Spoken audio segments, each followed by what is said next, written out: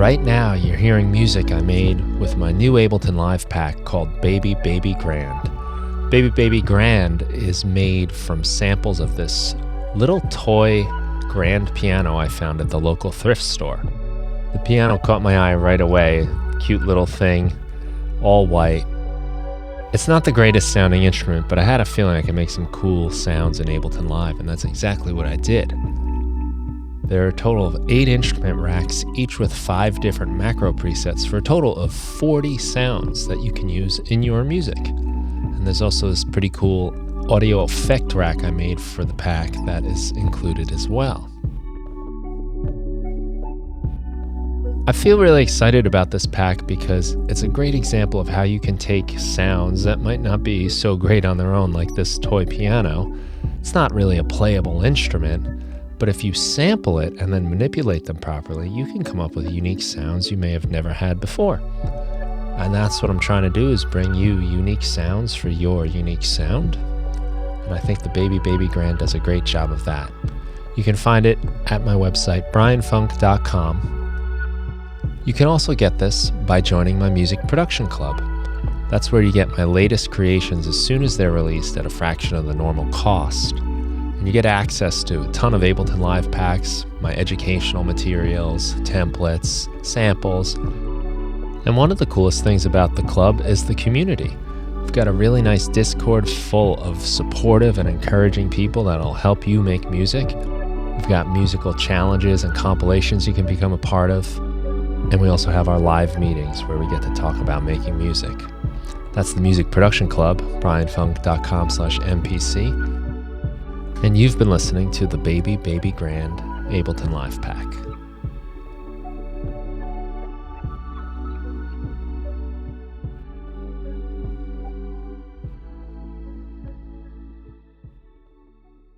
Hello and welcome to the Music Production Podcast. I'm your host, Brian Funk. On today's show, I have Greg Meadows, who makes music as the low end. And I'm very happy to talk to you tonight, Greg. Welcome to the show. Let me say that first. Thank you. Thank you so much for having me. Yeah, man. So I was telling you a little bit, but I'll say it for anyone listening. I found you on YouTube. It was a video for one of those newer Tascam mixers that also like record.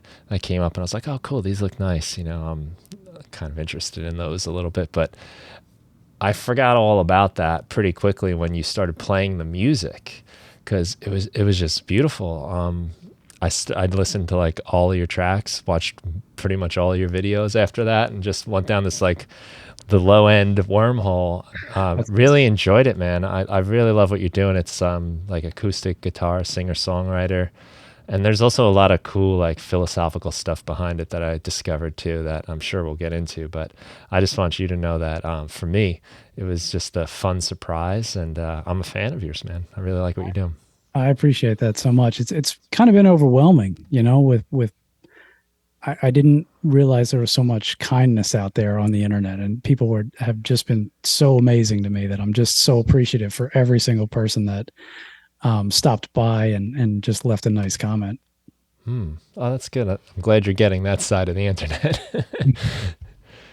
Yeah, I know there's other sides, but I was I think one of the first videos I made, I sort of ended it with thanks for all the 6 people that stopped by, and that's where I expected it to go, and just people were immediately so cool to me. I almost didn't know how to respond to that. Well, you know, there are a ton of videos. You know, people do stuff with new gear that comes out. They review it, and I'm very grateful for that. I learn a lot, and it's probably, although many of them convince me that I need something, a lot of it also convinces me that I don't, and saves me the time and money. You know, quenches my curiosity. But what I like about how you did it is like you brought in like the artistic side of it and the musical side too. So. And that overtook everything else for me. That became the interesting thing. That was my goal, was just to how can we simplify this whole thing, that anybody who's out there writing songs or whatever, not, you know, how can we just make it happen so that you stay in the moment? You know, for me, the frustration started with the computer and all the updates and like the you go to throw a plug-in on and then you got 16 plugins. And I was just like, what's the most basic way to do this? And I'm a child of the 90s, so we had that old Tascam 4-track, and I was just like, I'm gonna find one. I went on eBay. Guy had rebuilt it, send it to me, and tweaking a knob and like hearing something change for me was just immediate. I press record, set up a mic or two, whatever, and the song was just there. And I became so productive with my music when I went to just a basic 4-track. Um, it might have just been the whole clean slate thing, like a new approach. But for me, it was just like, okay, this can be this easy. Hmm. Yeah, I'm the same as you. I was probably about like 16 years old when I bought a 4-track, a Tascam, and it was the meat and potatoes 4-track they called it, and like all the catalogs. I think it was Porta Studio 2, Okay. and it only had 2 faders on it, so Right. you weren't doing like much with it other than just plugging a microphone in, and it was really a productive time because I had a guitar, I had an acoustic guitar, I had an electric guitar, and I had a microphone. That's it.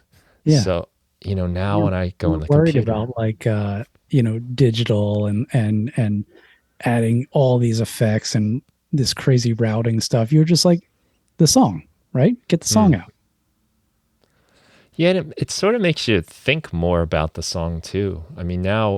I love recording into the computer still, and that's mostly where I do it. But you can just kind of get lost in the sauce. You're just playing around with sounds and presets and stuff. And a lot of times I'm trying to make songs before I even have an idea. I'm trying to record things before there's anything. But when you have like the basic simplicity of just a recorder, you You know, have to think about the song and what you can actually play.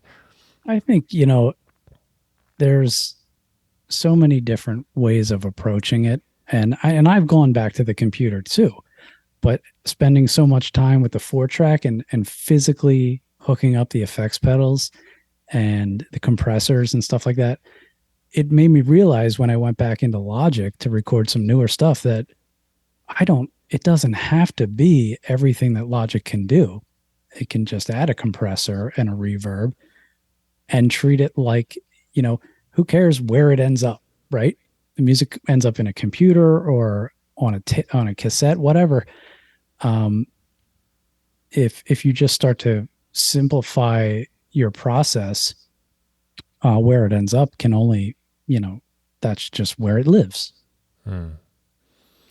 Yeah, when you have all the tools, you start to think like every single track. I got a tambourine track and it needs multi-band compression and it needs dynamic EQ and it needs, all these extra send channels going through it.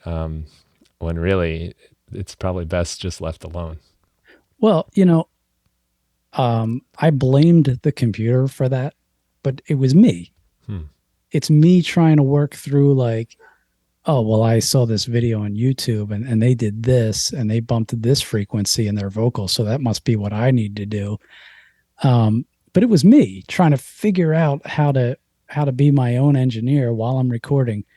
And I just wanted to try to make it as simple as possible. And now I can go in to my DAW and get close to the same that I can recording it in a different way. And it's just that's why I think people should, take a break from the DAW once in a while and try to record something simple.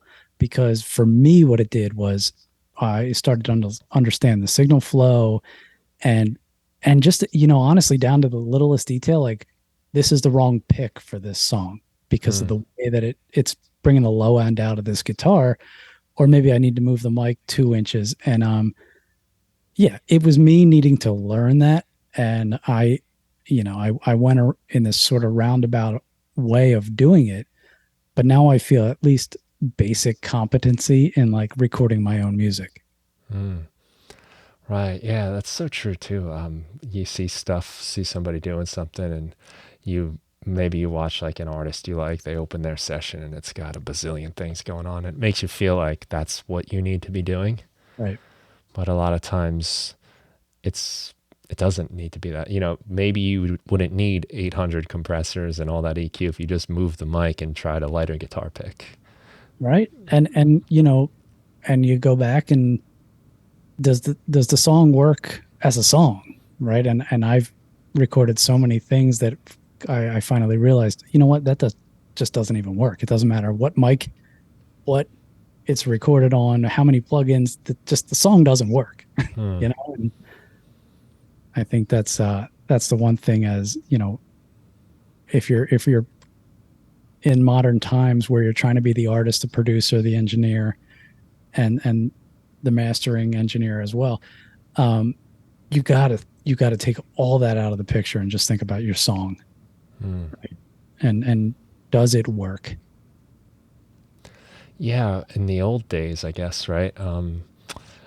The producer, the engineer, the exec, the whatever, mastering, they don't even show up until there's a song. Like you had to have the material to even get in that arena with those people.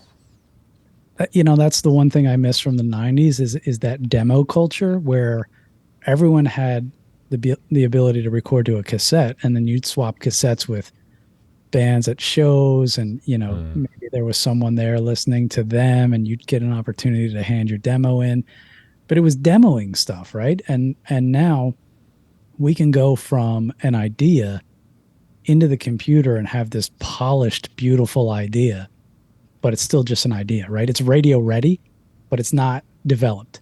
And I think, for me at least, I was missing that middle part where, let me develop this. Does this even make sense? Do I need to think about the arrangement? Um, and that demo culture is kind of now gone. I think there aren't really people coming to shows to sign bands and artists. I Mm. think you're trying to just get your stuff out on the internet and hope somebody finds it. Mm. Yeah, I think those scenes of, I don't know, maybe I'm just old now and I don't not involved, but when I was a teenager, early 20s, bringing us into the late 90s, early 2000s here, there were scenes, there were shows, there were bands playing, and they would be Sunday afternoons, all ages shows where a whole bunch of bands, kids your age, were playing. And like you said, they had their demo tapes, and we would give them out, trade them, and that existed. I just read an article by Bobby Osinski. He's got a really cool blog, Music 3.0, I think is the title of the blog. Mhm. But he was writing about like the club days and how, all the reasons why that it's just not happening. And it's mostly because the clubs can't afford to stay open because everything's so expensive now. Yeah. But it is, those were great spots where you could go and you can share things. I mean, I guess there are still sort of like open mic night communities that happen, but there definitely was something special about it back in those days. Yeah. There was, at least, and where I live, there was this little listening room. Maybe might have been 50 people, and I think it was actually a coffee shop during the day. But I saw some really great acts there. I saw Alexi Murdoch, who I'm a fan of, down the street from my house, playing for about 15 people with an acoustic guitar and some candles set up, and like, Mm. I can't find that now around here. Mm. Uh, Not to say that there aren't great acoustic musicians out there playing shows. There are, but it's really hard to just sort of show up somewhere and be just surprised and right in the dude's face who created the music and just wants to bring it out. Mm. Yeah, I feel like the only time I come across that is when it's like covers, you know, Yeah. playing the same old songs, from that have been playing forever. But that seems to be, it's hard, I guess, like you're a business owner, you want people coming in and, like these are the popular songs. So that's, Yeah. to take a chance on an artist who's unknown with unknown music. Yeah. Might not be the best business move, I suppose. Yeah, but, I mean, you want to sell drinks and you want to sell tickets. Yeah, bringing in a guy like me is probably not. I could bring my friends and some people who listen to my music, but yeah, I get it. And it goes. Maybe you've had this experience when you tell people you're a musician or and you love to do this, and they sort of think that you're like the guy at the bar who comes in and plays all the cover songs, and they're like, well, play something. And you're kind of like, well, I don't do that. I do this. And there are people receptive to it, but I think more often than not, it's you could go out and have 50 covers that you play, and you could book a show probably every night of the week. When you mix in two covers to a 45-minute set of original music, you just need to find the right spots. Yeah. Yeah, those spots are precious. And I appreciate the people that put in the time and energy to do that. And because it's tough. It's tough to keep that going week after week or whatever it might be. Yeah.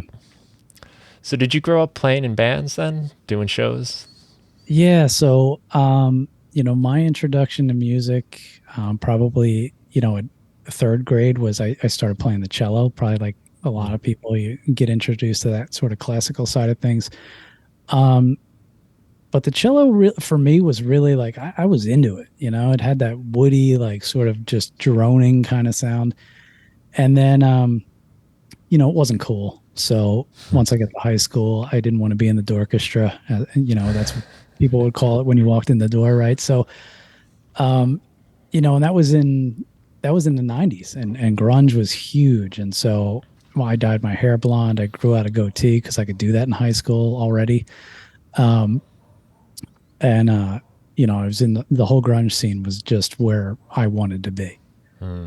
And so, yeah, the bands, my parents dealt with it so much. Every band played in our basement. That's where we practiced. I started out on the drums, and then moved to the bass, and then eventually guitar and singing. But I mean, every band I was in was always just, how do we play Alice in Chains? How do we play Soundgarden, Pearl Jam? Like that's what we were doing. Right. That's cool. Yeah, it's the same for me, really. I never played in the school band or anything, but I did get into guitar, and yeah, it was all like I had I still have it actually, the Nirvana Nevermind guitar book. I had the In Utero one too, and I learned guitar off of that, just learning the tab, and like you said, playing in bands, learning these songs, and actually my house was also in the basement where we practiced as well. So you also have very patient parents then. Yeah, I wonder if you've really ever sat down and thought about this, like just how amazing it was that they let us do that. Every day. So my best friends were my bandmates, and every day we walked to my house after school and just cranked it up. Now my guitar amp that's behind me on the floor, it's got the attenuator on it, right? So I can play it, you can barely hear it, and I can get this great tone out of it. But we're cranking our Marshall stacks up to like 10 and just wailing. And there's some patience that comes with that. You don't realize that until you get old like me. Yeah. Yeah, I think about it, I'm like, wow. And a lot of it was bad. Like, we didn't know what we were doing. And like you said, we had 3 guitarists in our band too. And we were loud. I think I still have like a little, I used to stand with my right side to the drummer, and my right ear isn't the same as my left. And I think that's from those crash cymbals. I totally hear you, but for me, it's the opposite. My left ear, because when I was playing the drums, learning how to play, I'd set up my a big old Ampeg bass amp, and I ran the cassette player through it and just blasted it in the left ear as I was playing the drums. And there's a difference for sure. I always think it's the mixer or the headphones, and I'm like, oh no, that's me. I'm damaged. Yeah.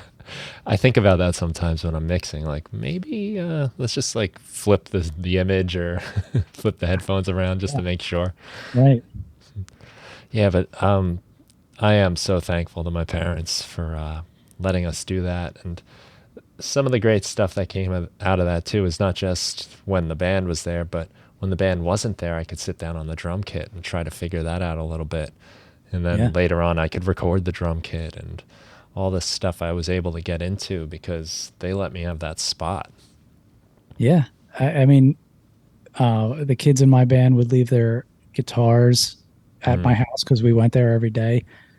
And I remember, like plugging one in and hitting, back then there was these little crate amplifiers and there was a button to push for distortion, right? I Mm. just remember pushing that button and just hitting like a power chord and being like, that I'm amazing. you know, it's like just so, I mean, that sucks you right in, you Yeah. after you hear that, like I want to that's what I want to listen to. That's what I want to do. Right. Yeah, I remember discovering Distortion. And, we didn't have anywhere to turn to except other people that you knew. There was no internet. So, or at least, I wasn't on it. And I remember playing the electric guitar in the music shop in town. I'm like, yeah, but like, where's that like staticky sound I hear on like Nirvana and Green Day, and like, where's that? And they didn't know what I was talking about. Right. They're like, Somehow, I don't know.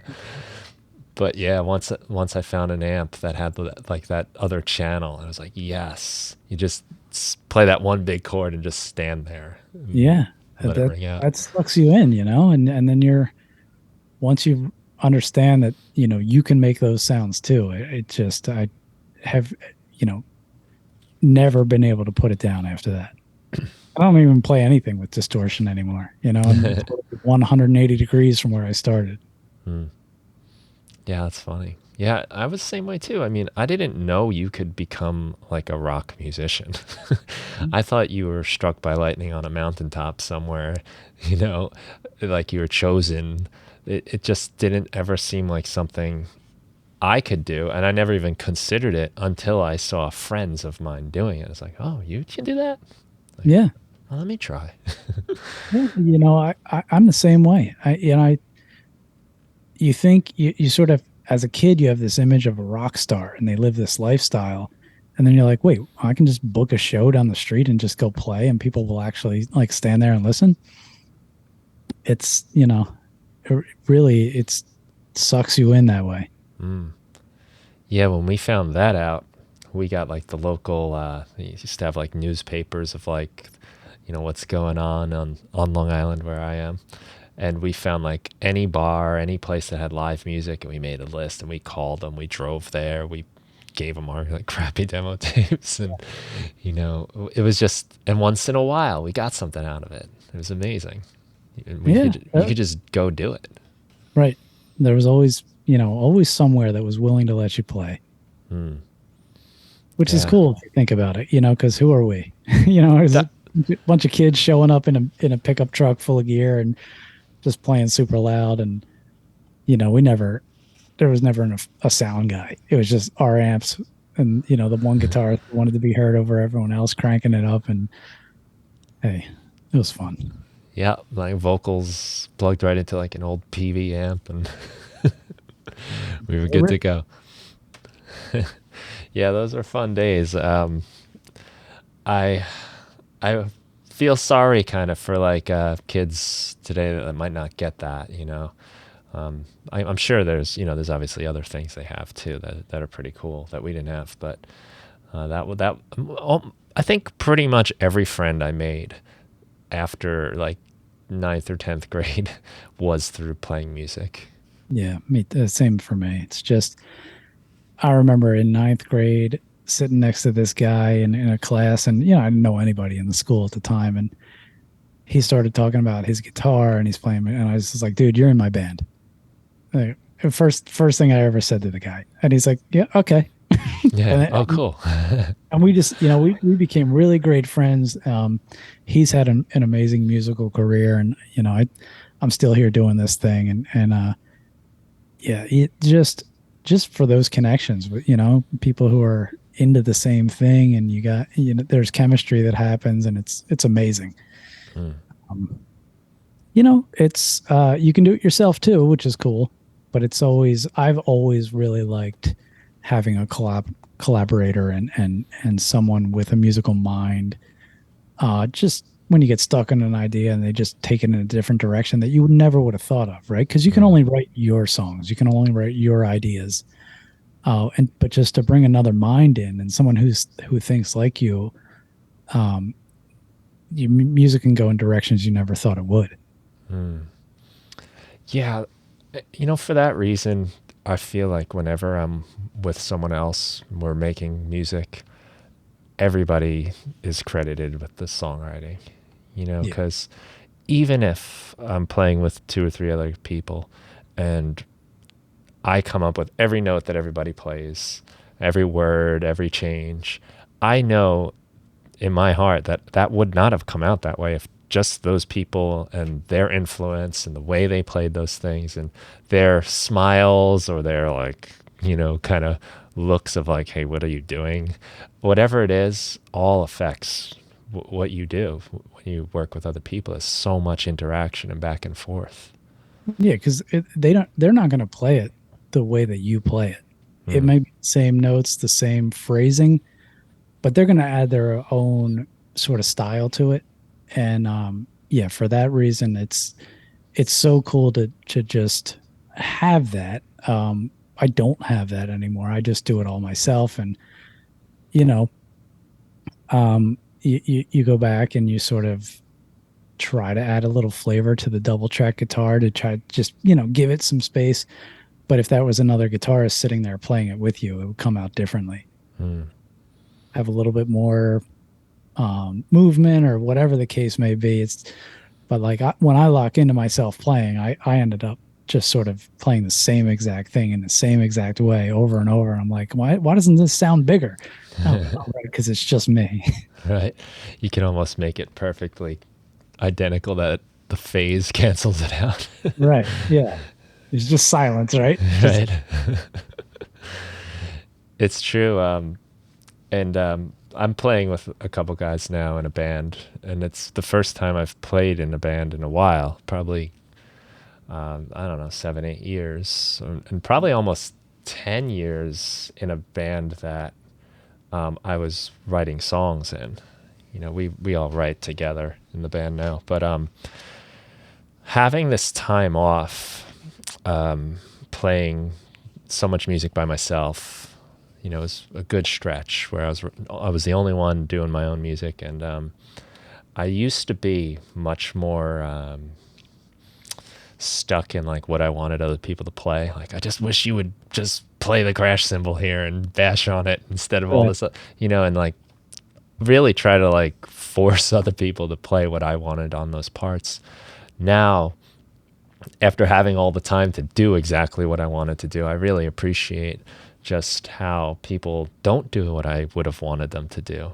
And then it's not even like a thing like, oh, I would have done that. It's more like, oh, cool, you're doing that. So let me try, working around that and changing what I do to make it more cohesive. Yeah, and then ultimately that piece of music ends up in a different place. It may be a million miles from the idea, but Mm, that sort of give and take and that process, I think I always loved it. I think it for me, writing on my own for so long now, I end up with a lot of stuff that sounds the same, and I'll end up trashing a lot of it and just or trying to play it in a different key or just totally just get out of um, how I wrote it. Even put a beat on like the computer and just say like, let me just change this up. But that's that's a choice, right? Obviously, being a solo artist, but I do think that music just some of the greatest music you hear is from these bands that just have this chemistry. And I know it's um, I mean, listen to Pearl Jam now. They've been doing this for so many years, and you can sort of hear when one specific guy in the band wrote the actual song. You can sort of identify, oh, that's this guy's kind of like signature. But then they have these songs where everybody's sort of contributed this different style to it, and it just comes out to be this amazing piece of music that no one person could have sat and wrote that. Mm. Yeah, it would take so many perspectives to get there. I mean, do you find that too? Like when you're producing or writing, like you're locked in on an idea, Mm-hmm. and sometimes you're trapped in it, Mm. right? Where you can't get what's the next. This has to go somewhere. Where does it go? Um, and that's what I've always loved about that band is, it just goes somewhere where you're not even expecting. It's the key changes, the beat changes, the BPM changes, and it's just this beautiful little middle part. We probably call it a bridge. I think for them it's like an interlude or just a musical piece, but it just changes the whole feel of the song, and then somehow it comes back. And I can't do that when I write by myself. I can try. I can change from a major to a minor key and try to just like change the emotion.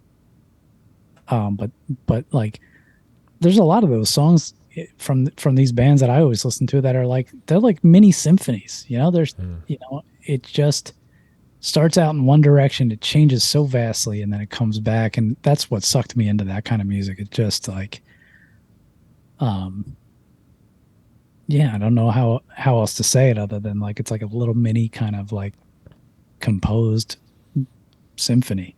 Mm. In the last, I guess it's been like 2 years since me and my buddies started playing together. I've grown so much on so many levels musically. First of all, my guitar playing has gotten so much better because I'm playing more guitar, because at least every week, we get together and play. And I've definitely moved away from that as I've produced more music and done it, more in the computer. But even in making our album, there were a lot of things that I would just do instinctively that it took the other guys in the band to say, don't try this. Like just, especially with my vocals, which is the most insecure aspect of probably my whole life, and, I always, cover it up in some reverb, some delay, probably double it. And, it took them to say like, take all that off for this part. Let's just let it be naked. And like, you don't want to hear that. Like, but it's amazing what it does, when you get someone to just make you do something that you would just never do for whatever reason. In my case, I was like terrified of it. No, dude, I've been there, and it's so true. Like I used to sort of drop the high end and the low end of the vocals, so it sounded like that telephone kind of thing. Mm, It's a cool effect once in a while, but I was doing that on everything because I was just sort of afraid to let my voice out there. Um, and then, I finally realized like I actually take the reverb off, leave the EQ flat, and sort of just it sounds more real, you know? mm, And so maybe it's not great, but it is what it is. And I'm not trying to hide behind something because when you get out on stage with a guitar and your voice, like there's nowhere to hide, no. right? So why do it in the studio? Why not let people hear what it really is? And Mm, that's the music that I love. I got turned on to Ben Harper in college, and like saw a bunch of his shows, and like that guy can bring a house down just with acoustic guitar and a mic, and he doesn't even get up. He just sits there all day. But those bands that just it just is what it is, right? On the pedal board, there might be a reverb and maybe an EQ, but that's about it. mm, Um, that's just what draws me to music. Like I always want to hear, I want to hear everything stripped down. Take mm, all the layers out and let's just hear the song. mm.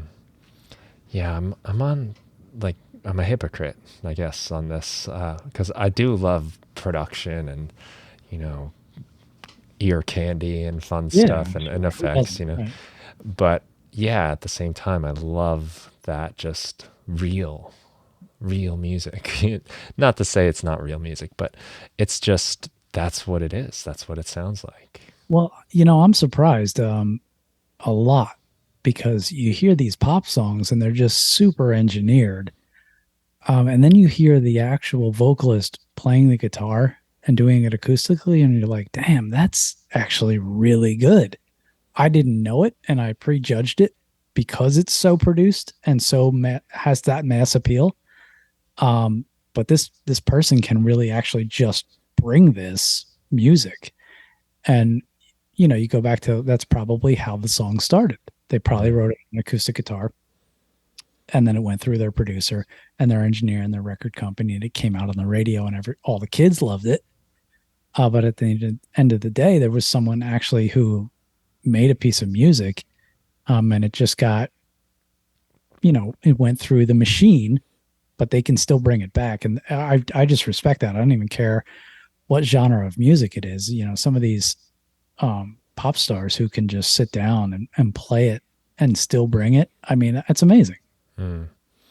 Yeah, I'm with you on that. And there's a lot of times I've had that experience too, where the gloss and the shine and the polish and the correction and the Mm-hmm. whatever is done Yeah. um, puts me off. Like, I don't really like very polished, clean music. Most of the stuff I like is kind of rough around the edges, but when you hear it split down to what it is, there was I think the first time I really felt that was a band Travis that I liked a lot in their early days.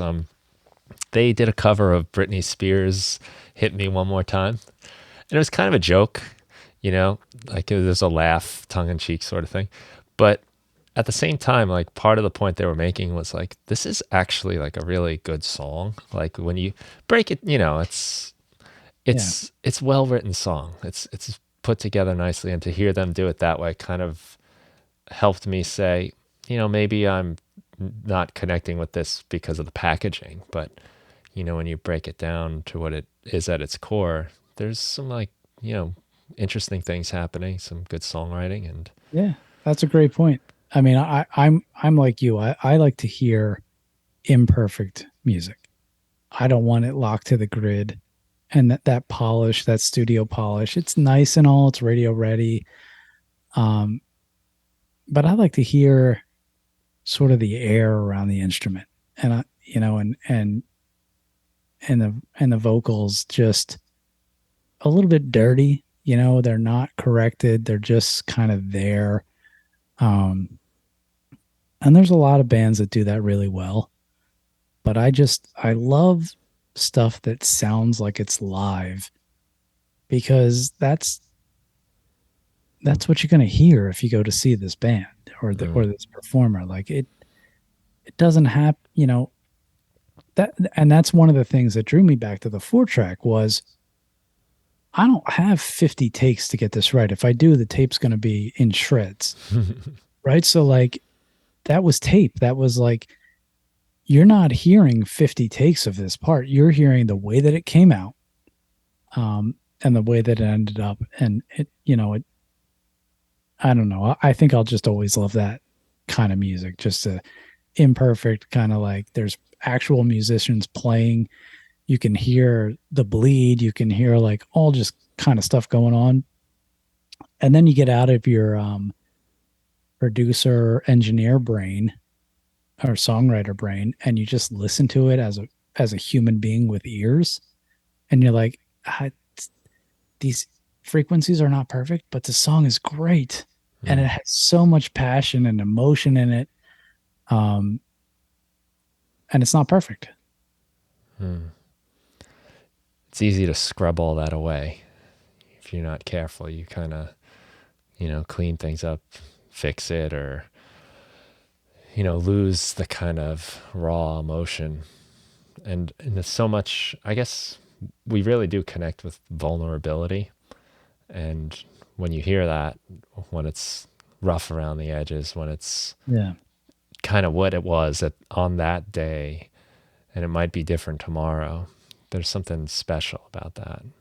you want you want it to be authentic, right? Mm, You want to hear the real thing.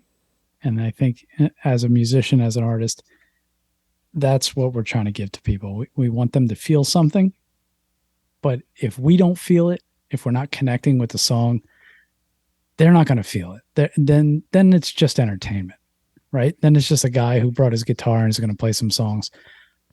But I think our responsibility is to connect with the music and deliver the emotion the way that we felt it when we wrote it. And ultimately, people will come up to you after that show and just be like, I felt that. I don't remember anything about it, but like I felt that. Mm. And that's the kind of connection that really lasts. And that's what's cool about it. It may not sell a million records. But I would so much rather just sell a couple CDs at a show and have somebody come up to me and just say like, dude, that made me cry. Or like this happened in my life. And like that line just sounded like this event that I experienced. And like, as an artist, that sort of gives you chills. You're like, oh my God, that's not even close to what I was thinking when I wrote that. But I just connected with this person over that. And that's just what I try to do, and if I can ever do that really, really well, then I would consider that successful, even if I don't make any money doing it. Mm. Yeah, because that's the point, right? That's why we make music, is to communicate an emotion and connect, and that's why we listen, to feel like we're not alone. Yeah, because you're not up there being like, look what I can do.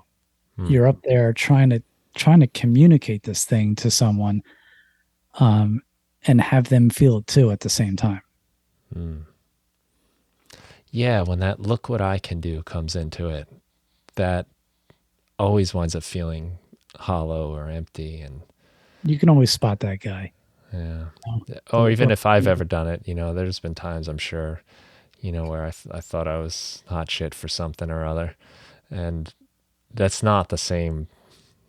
And besides, there's always like a 7-year-old kid on the internet that can run circles around you if you yeah, look hard enough. yeah, yeah. They sign a record deal, they become a huge pop artist, and everyone loves them, and you're like, yeah, okay, they're better than me. Well, I've never really been one to listen to music because, wow, listen how good this person is technically. Right. There have been, musicians where it's like, wow, the way they play that guitar is so emotional, and I feel it, but it's not because it's so fast or it's playing some complicated scale that, I don't understand it. That's not what I get connected with. Yeah, I totally hear you on that. It's you're connecting with the emotion that's out in the air while it's being played, and it's just technical proficiency, all that stuff. It's great, but like, do you need all that to just deliver a song? Hmm. I mean, and like on the guitar, I live in cowboy land. I got a handful of chords in first position, and I'm happy with it. And Hmm. I'm not trying to make it any more difficult, because people have been telling me I, I like that, and Hmm. I'm like, all right, well, good, because I like it too. So let's talk about it. There's a funny balance that happens. I mean, the cowboy chords, open position chords on guitar are great. I mean, so many of my favorite songs are just written with those chords. Um, it's nice sometimes to have something a little interesting or different happen, but if you go too far, you start losing that, because part of what makes, I think, the cowboy chords so good and so many good songs, because they're just like kind of real. They're not trying to show off. They're using the guitar as a vehicle to get this thing across. Yeah, we've all got the same notes. We've all got the same chords. We all use them in different ways. My approach is just, is it simple? Does it sound? Is the melody strong enough? And am I getting my message across? And I don't care if it's a 1 4 5 and minor six once in a while. Like, that's all it needs to be, if that's the Hmm. kind of music you want to play. Hmm. Yeah, you know what you said earlier reminded me of the old about you know, people not realizing how well you played or what chords you hit, or if you threw in some kind of weird jazz modulation. Is that old expression? People don't remember what you said, but they remember how you made them feel. Yeah. You know, and I Maya think Angelou, isn't it? Some I don't know actually who said that, but they were right. maybe it's, And I don't know. Maybe I just made that up. But yeah, could be. no, yeah, you know, um, it's hard with an acoustic guitar and a voice to make things different from song to song. You know they're different. You know it's but like I think the audience is kind of hearing what they see too, right? And so it only really truly changes if you make them feel something. And I think that's when you start to get uh, a connection with people. And Hmm. people are super cool. I mean, people have said things to me that I would have never thought um, I deserved or earned, and they're just like, dude, that song made me feel something, and I just like it, and I listen to it all the time, and I'm like, okay, you're kind of thinking to yourself, why? I don't know, Hmm. but I don't know. It's just that's the cool thing about music and what we do. It's just you have the ability to connect with someone without really speaking to them, but sort of just putting it out in the air, Hmm. right? Or in our case, the internet. Hmm. Yeah, it's able to say things that we can't really say with words that are hard to put our fingers on. You know, I have a hard time even knowing how I feel sometimes. Like what am I feeling here, you know? Yeah. But sometimes I can get to that with music or find it in a song. And like that song is how I feel. I don't have the word and I can't tell you, you know, what I'm going through here, but it's in Well, this somehow. have you ever, written something and then a while later realized like what it's about? Mm. Like I wrote all these words and it seemed just sort of like words at the time, and then you realize, oh, that's what I'm talking about. Mm. Yeah, I've had people point that out to me actually, where I didn't realize it. And they're like, one of my friends was like, it said to me like, it's funny how you just come out and like say exactly what's happening in your life. I'm like, what do you mean? Like, And what then are I'm you talking like, about? I was trying to oh disguise that, shit, I thought I was being all clever here, right? and I didn't even realize I was going there. But that's the interesting thing is it's like a weird portal into things you're feeling that you might not even know you're feeling. And I think a lot of times when I'm writing songs, I'm kind of like when I'm coming up with my lyrics, I'm kind of blabbering Mm-hmm. to find the melody, to find the shapes, where the consonants go. And as I do that, things come out, phrases come out, and I'll be like, "Oh, that works. That fits really nice here." And then it's almost like it seems random, but when you go back to it, you're like, that wasn't random." Like it's Yeah. like Rorschach ink blots, or you know what I'm I- talking about, the yeah, test where you exactly. No, I do it the same saying exact that way. right. I sort of like I could just call it gibberish, right? Hmm. And you start to feel where the sounds land in the melody, and then this is the part where when you start to write the words, that's where you're going to come out, and you can only write your songs. I very firmly believe that only you can write your songs, um, which is weird when you see these pop songs that have 16 writers and you're like, oh, that's a formula, like people plug stuff into that. But, a lot of the songwriters that I respect, um, they just do what they do and it always sounds like them, but it's always good. Mm. And no one else could have wrote that song. You worry like you get something good and you're like, I better record this before someone else does. But really, you can only write your songs, and that's always going to be your voice. Right. Yeah, so I do this thing. Um, I'm getting near the end of it where I call it the 5 minute music producer. Okay. And it's where I make like a little exercise for every day. And it's going to be 365 days when I'm done. I'm in like 340 right now. So I'm getting close. And I send it out to the people that, subscribe to it.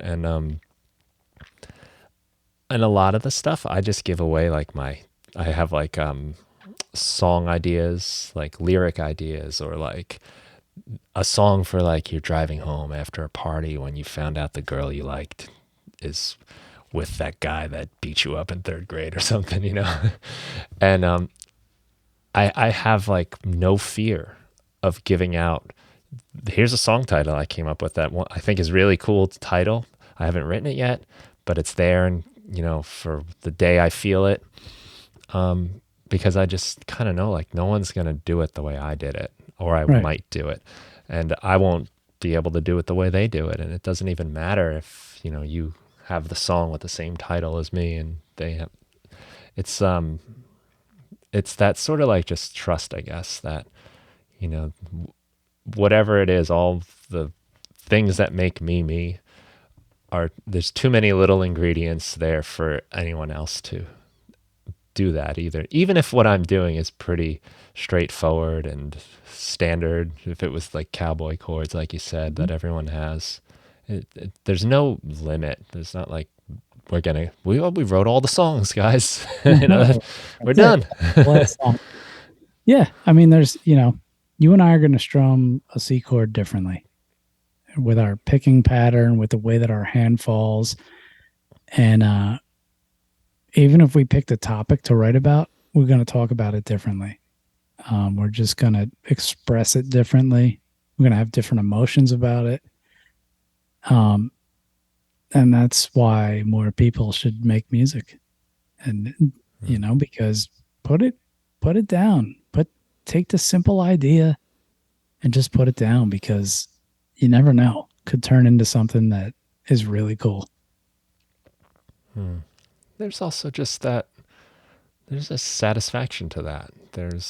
You could go to bed tonight having watched 6 hours of Netflix or Right. made like a dumb song that isn't even that good. But I mean, it it doesn't matter. I think that is just so much more like fulfilling. That's, I keep these on the wall here. I've got a couple more in the other room. I don't walk by them without doing something, because it is easy to sit down and just watch TV.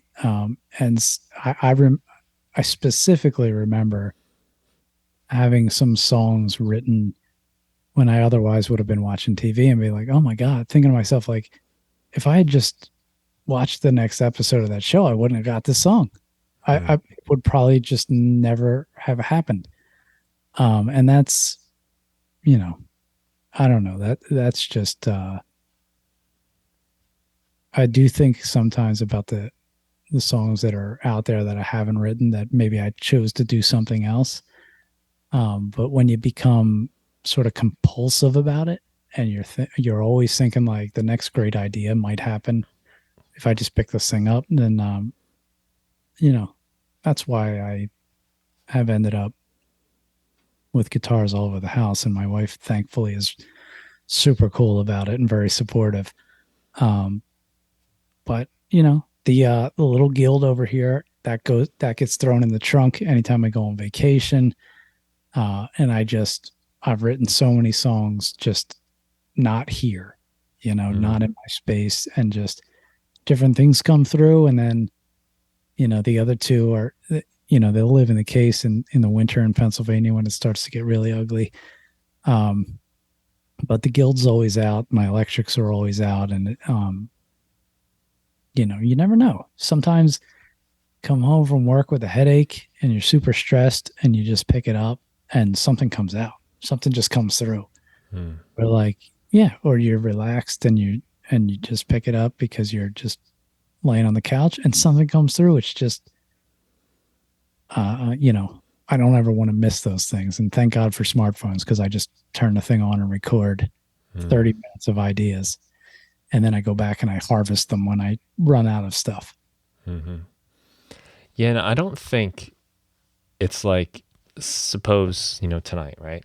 We get done with our conversation and I decide to sit on the couch for the last few hours of the night. What the thing I missed tonight, I don't think it comes back the next time I pick up my guitar, or the next time I play a keyboard or something. It's not like it's in queue, waiting. Gone. It's all about where you are in the very specific time you choose to do it. And when I look back to pretty much every song I've ever done, I can think of a lot of specific examples where it was like that song only happened because of the time I decided to try to do it. That song happened because I was a Friday afternoon. I came home from work, went out with people for an hour and came home and felt excited. And I started making this song. Yeah, I totally agree. Wasn't going to happen any other way. No. And now that song exists in the world and it didn't before you came home and did it. Yeah, that's like magic, honestly. That's after all these years, I still think it's complete hocus pocus. Right? We all have the same basic ingredients and just what comes out is it's just so vastly different. And it is, I always get chills when when something comes into the world that didn't exist 2 minutes ago and you just made it. It's, I've never done crack, but that's like musician crack, right? It's like, oh my God, I need to feel that again. Yeah, don't do crack. No, but you know what I mean? I totally know what you mean. Yeah. When you get that new idea, that new song, and you get it a little bit developed, that's the feeling you're constantly chasing. That same feeling that when that one happened. Mm-hmm. Yeah, it is. You are chasing it. Every time I play, pick up an instrument or whatever, I'm always kind of like, maybe, maybe it'll come together today. And sometimes you kind of arrive with an energy where you sort of know something can happen. But I think most of the time, you got to sort of show up and dig a little bit. Yeah. And, we're talking about magic and that kind, but you can make a system. I set out the smartphone, I record for no less than 30 minutes and whatever comes out, gibberish vocals, guitar, and then it just gets stored, and I do it over and over and over and over again. And then in 30 minutes, you're going to get a nugget. You're going to get a nugget of something you want to just chip away at and just develop into something. And, so I was just talking to a friend this weekend. We were camping by a fire, and of course, I'm the guy that brings the acoustic guitars. But it's just like farming, right? You're going to plant these seeds, and you're just going to have all these fields of stuff.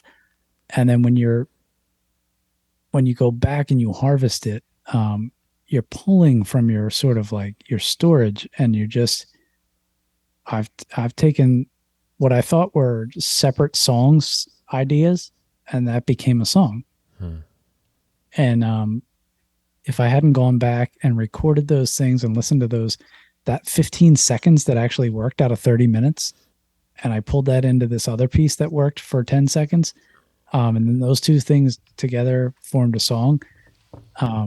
You can be practical about it, and if you get stuff into your phone and then plug your phone into your car while you're driving to work, you don't ever have to be without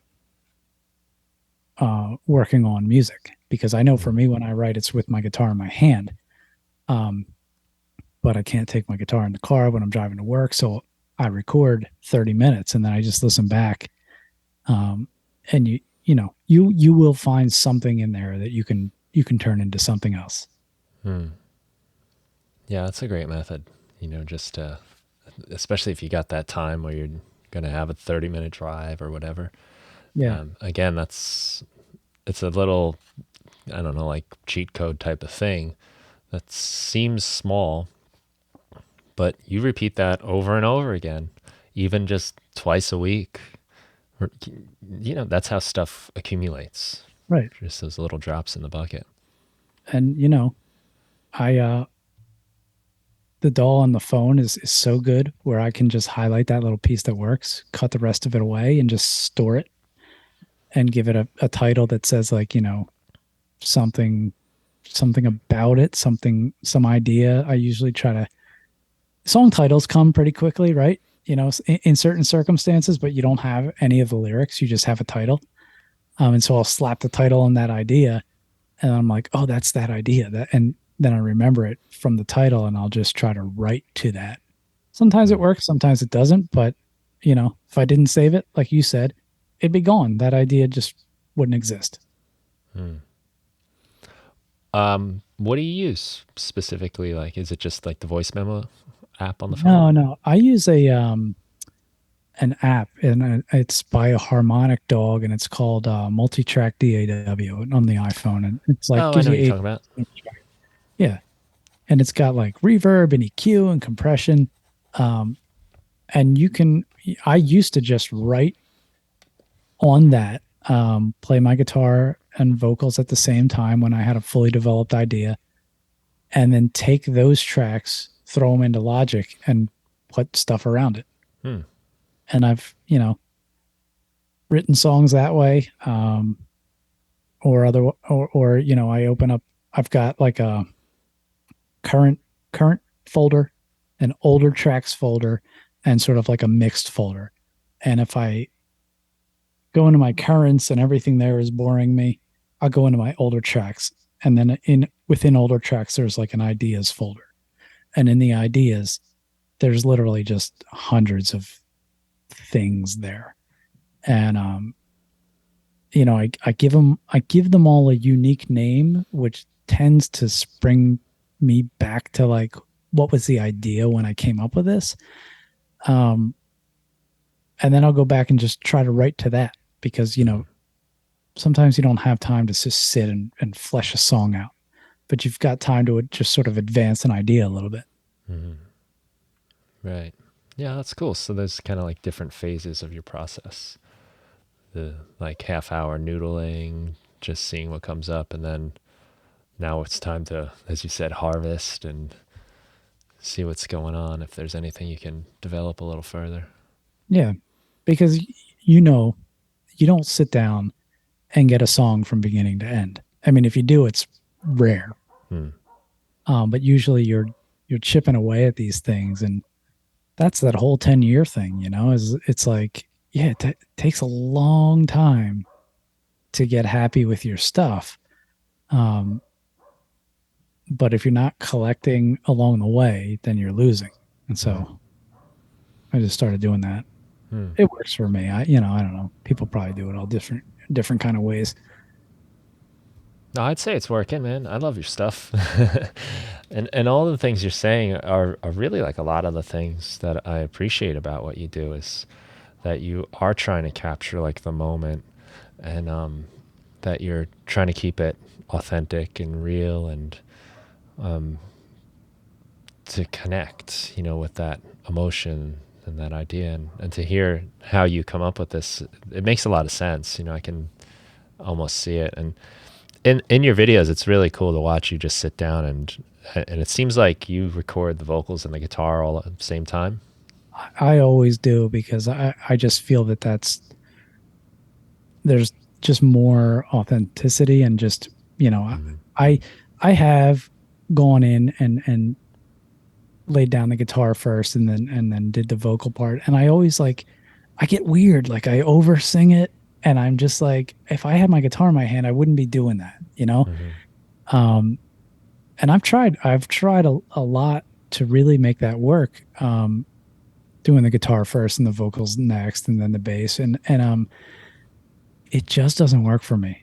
I just have to do the guitar and the vocals, sort of treat them as one instrument, Mm. uh, which really sucks when you go to mix it. I mean, there's no, you They're can't fix it. married together. Yeah. Yeah, but I heard it somewhere, probably online, that just like a sort of a good song can survive a bad mix. Mm. And I've got all my eggs in that basket, right? Because I don't know what I'm doing when I mix music. I just am trying to like say like, does that sound like a guitar? Okay, good. But then I haven't over processed it. Mhm. Uh, but yeah, for me, it's guitar and vocals. I would never sing without a guitar. I would not. I'm not a singer. Like I'm just a guitar player, a guy who sings. Um, so for me, the two things are always married or stuck together. Mm. Yeah, that's cool, and that's tough too because you're telling me like you got the kind of cowboy chord thing going, but you're also doing like some nice rhythmic things on the guitar, little melodic lines within those chords, and to keep all of that going, and then get the vocals right.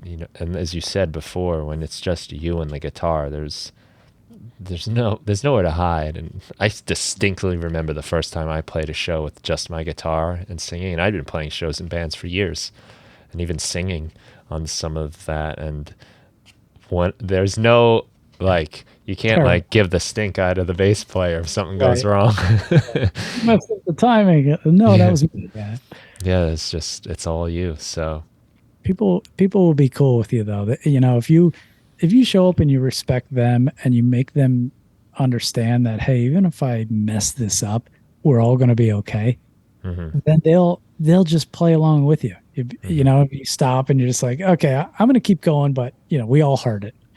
Uh, they'll hang in there with you. But if it's when you get up there and you're nervous, and then they're nervous, and you try to be perfect, then everybody's just on edge the whole time. But if you sort of just kind of just deliver you, and if you've got a sense of humor about yourself, I don't really take myself very seriously, and I know um, I'm at a really cool place with my music for myself. Like the first time I've really sort of accepted it and wanted to share it. I've done it for a long time and not wanted to share it. Um, but now that I do, and I'm out there and I'm trying to do it. I'm just trying to keep it real with these people and just let them know, like, hey, one way or another, we're all getting through this show, and let's just make it fun. mhm. It's this is depressing ass folk music, but let's try to have fun with it.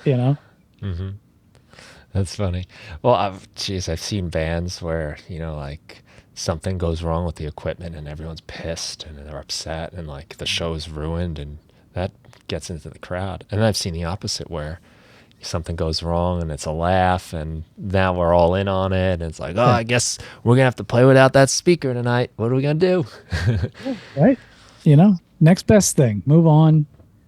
And people they'll just go along with you.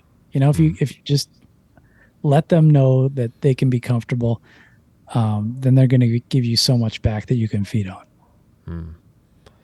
When I was in college, I didn't like major in music or anything like that, but any of the electives that I could get a music class in, no matter what it was, Yeah. I took like Bach class. I didn't know I was going to enjoy that, but I was like, it's music. And it turned out to be great. But part of, in certain classes, the assignment would be like to go to a recital of a student that has to perform in Mm. front of professors and peers and amazing musicians. I saw one girl was on a cello, another guy a classical guitar. I mean, run circles around me on the guitar, and the cellist was just, it was so beautiful. But the atmosphere was terrifying for me. Even I felt like if I squeaked on my seat too much, I'd be like killed or something, Right. because it was so tense and it was so analytical, and everyone was like hanging on every note to find mistakes in the playing. Yeah. And I mean, literally, these musicians were incredible. I was floored at how beautiful the sound was, but it was so uncomfortable. And it's like that thing you're saying, where it was so serious. Yeah, and those are not enjoyable performances to watch as an audience member. You're anxious. you don't want them to mess up. Um, you're holding your breath and it's sort of like a sigh of relief when the song is over. Yeah. Um, where whereas if you just go out and you sort of just own your mistakes, like I'm gonna screw up. I'm gonna come in like a little bit under pitch, and I'm gonna have to slide it up, But like I'm not trying to be perfect because that I was a perfectionist for a lot of years, and no one ever heard a single thing I did. It all lived in the computer, and I just kept trying and trying and trying to make it perfect. And now I'll just set up a mic and record, and people will be like, you know what, you kind of came in off key, but like I still felt it. And you Hmm. know, then I'm like, okay, good. Well, you noticed that and I noticed that, but who cares? Right? Hmm. Let's do what we came here to do. Hmm. Well, a lot of times that's where the emotion lives, is in that like kind of reaching for the note or the way the voice breaks up. Yeah. Yeah, like that's, a lot of my favorite singers are not going to be on The Voice on NBC tonight, They're Yeah. not going to get selected past the first round of American Idol. Yeah. Oh no, no chairs are turning around for me for sure. But yeah, it's you get into that.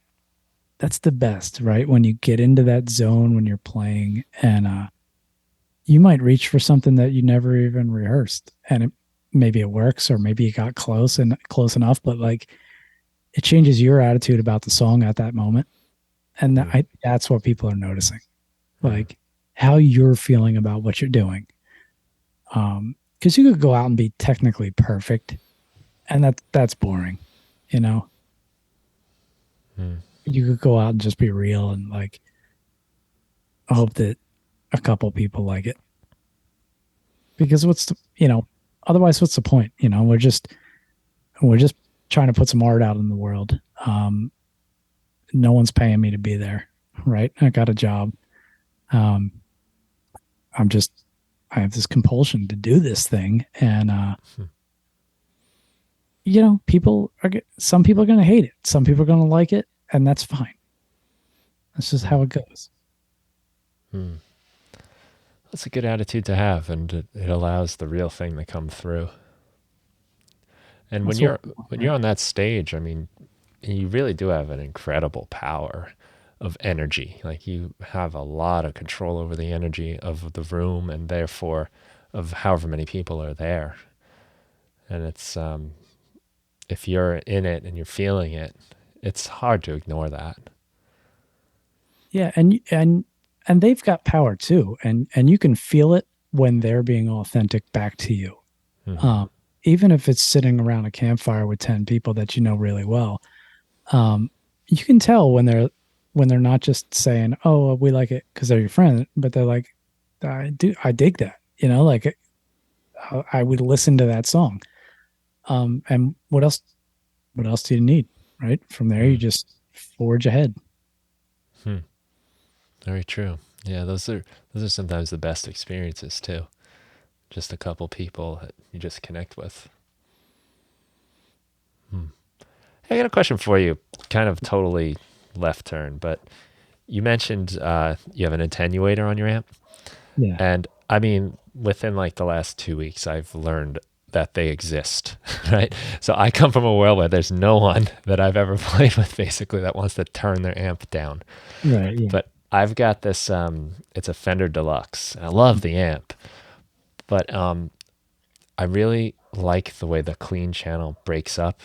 Is, but in order for me to achieve the sound I like, it's kind of like it's not a distortion. It's not like heavy, but it's like a little crunchy. Hmm. I have this like gain pedal going into the amp, so I'm feeding a lot of level in, but the knob on my amp is as low as it will go and still make sound. I can't any lower and it just silence, Okay. and any higher it's way too loud. So I learned about attenuators. So you mentioned it, you haven't. I was just wondering if you could tell me a little bit about how they work. So I've got this little orange amp, and it has a switch on the back. I think it's called headroom and bedroom, right? And then Okay. And then even further after that, you can flick another switch to sort of like take the wattage down to like Mm, one. right. And so what the amp wants, and you want to play on that edge of breakup, right? So that if you're finger picking or you're lightly strumming, like you're super clean, but then when you dig into the emotion part, you can get some crunch out of it. Like that's where I Exactly. want to live with an electric guitar.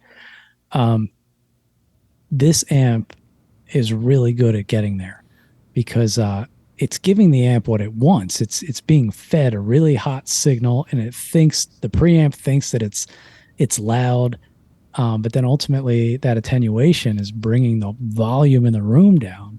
So you could have no real change in the stage volume, but you're getting this sort of broken up tone. Now it doesn't always.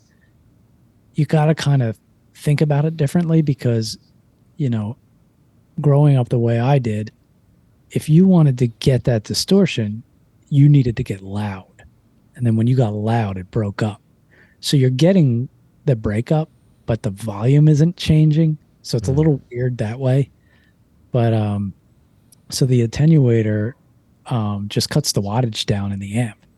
Um, Is that on the amp itself in that it case? is. Yeah, it Okay. is. Because I've seen amps that have that, and I always like that. Mine doesn't have that though. It's so I've seen that there are external devices you can attach to your amp.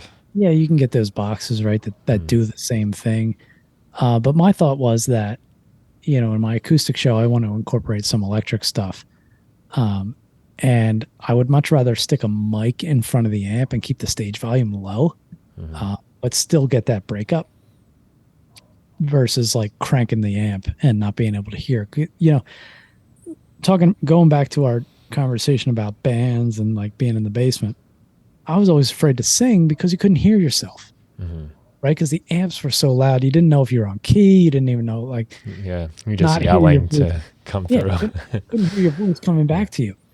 Um, so I don't. I mean, let me say this: I don't think that I'm the world's greatest singer, but I would much rather have people hear my voice than like every single nuance of the guitar, Hmm. because ultimately, um, the way that I connect with music is through the vocals. Like the music is there, and then the connection with it is me singing, right? So that's how I connect to it, and I want that to come through very nice and clear.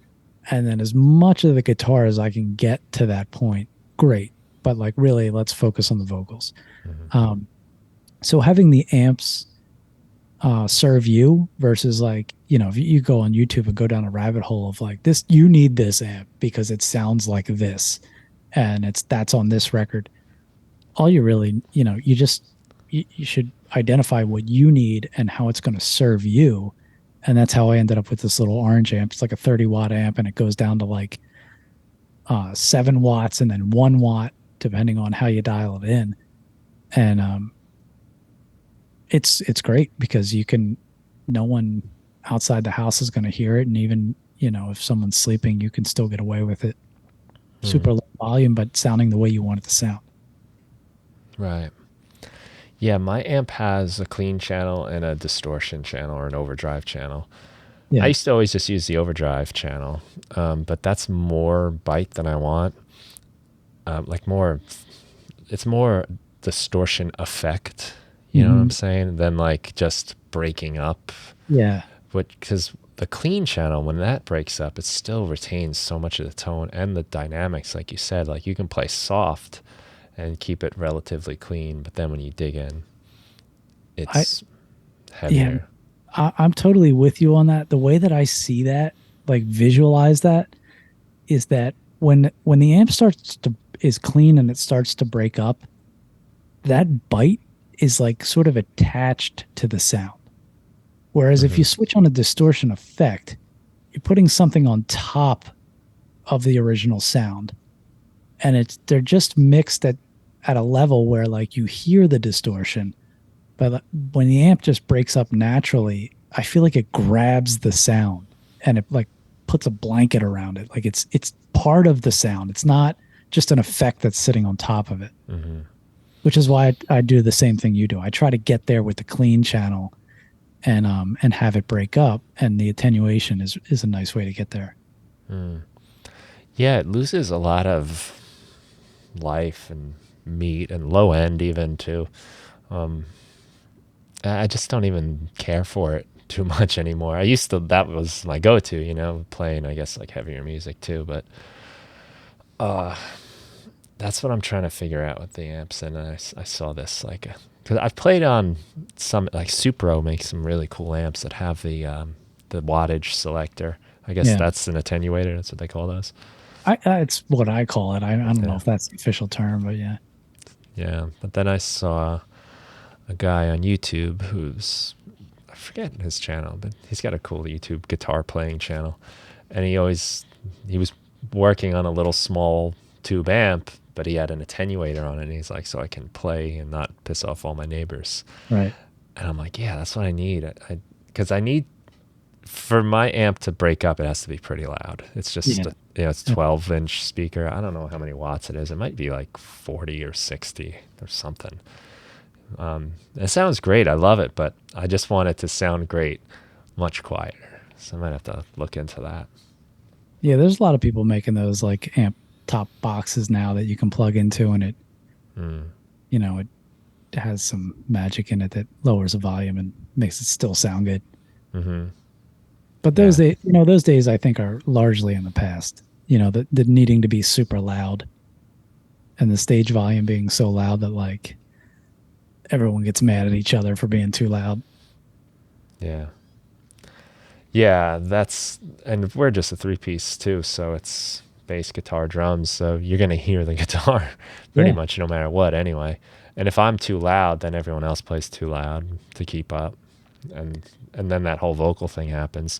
I've been really happy with lately just the way we got our vocals set up, and we've used in-ears a little bit too, which Mhm. is kind of neat because you can hear yourselves, and then you could even talk to each other over the music, which is Right.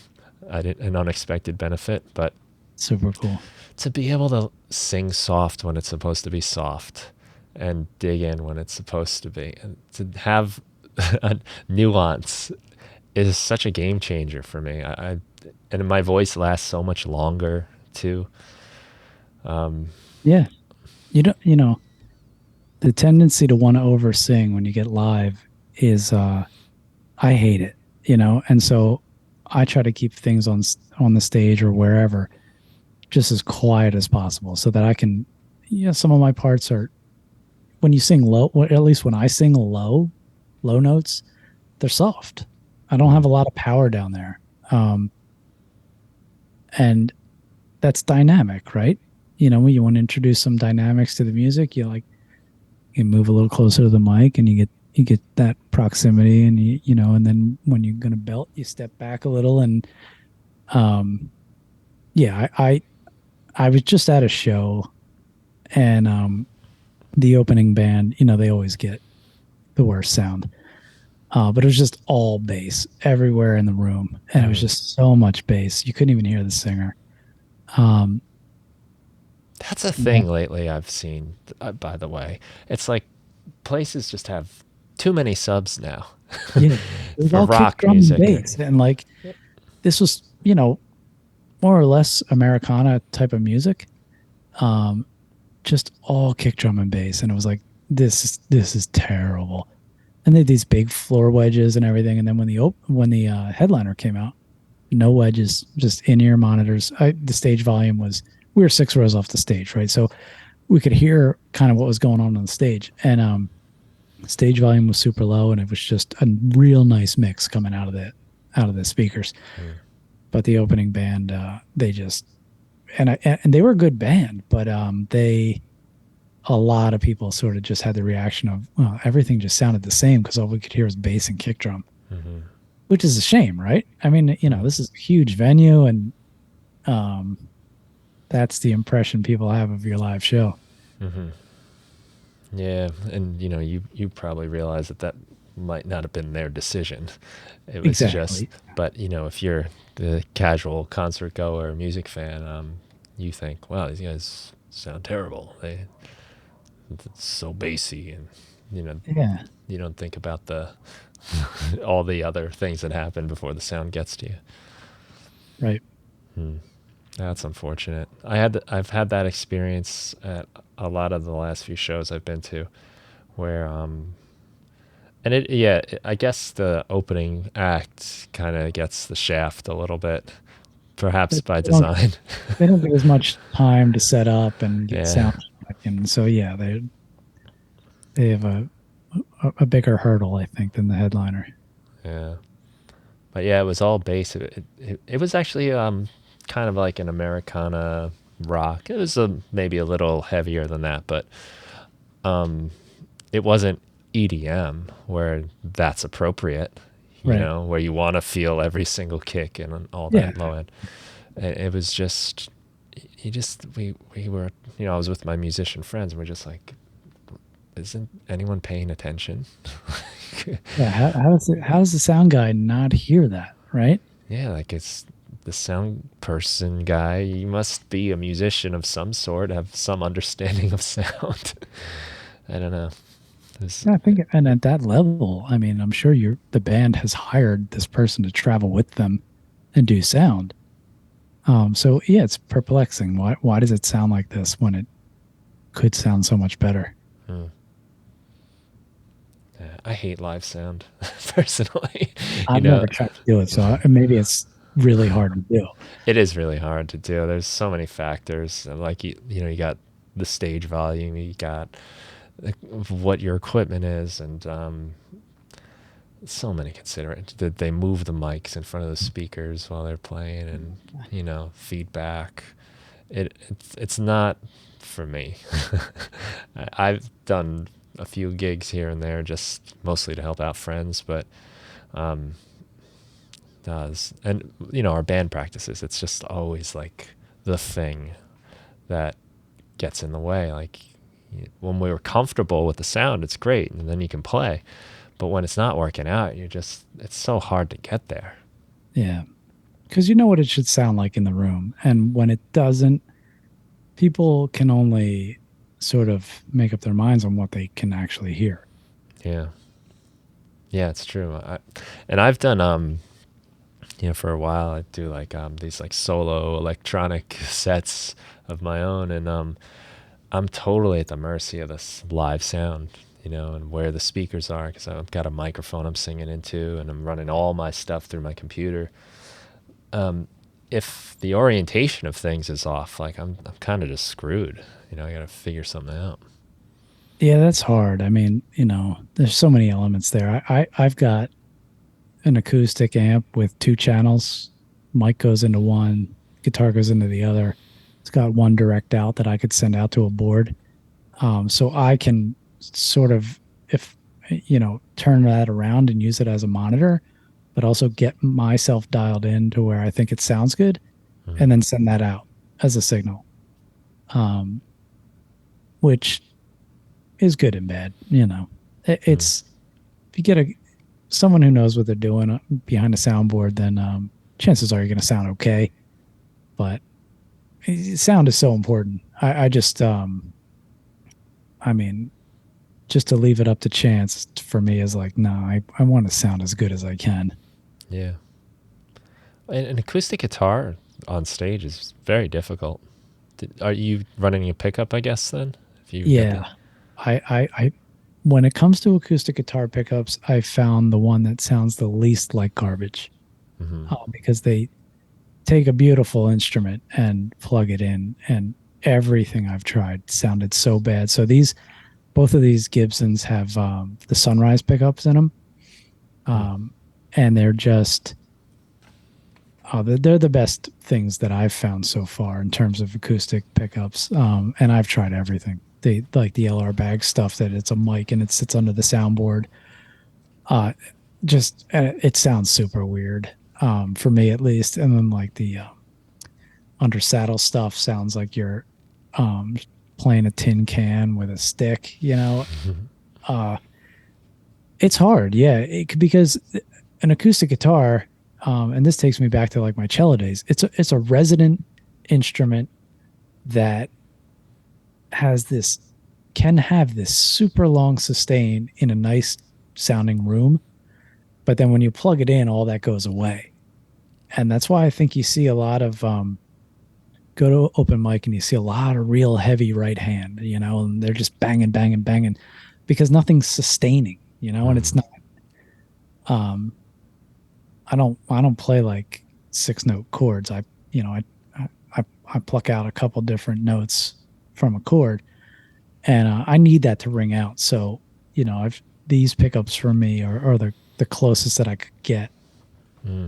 to getting there. Mm. On one of my acoustics, I have a Fishman that is sits in the sound hole. That Mm-hmm. it's pretty good, um, I've but never it tried Fishman stuff. I probably should have, but I never tried it.